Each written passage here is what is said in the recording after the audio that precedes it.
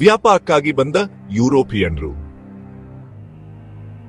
ಅದರ ಬದಲಿಗೆ ಇವರು ಭಾರತದಲ್ಲಿ ಬಲಕ್ಕಾಗಿ ಯುದ್ಧಕ್ಕೆ ಇಳಿದರು.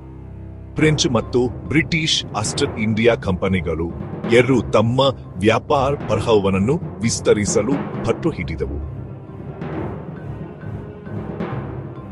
ಜಗತ್ತನ್ನು ಬದಲಿಸಿದ ಯುದ್ಧಗಳು ಆರಂಭವಾದವು.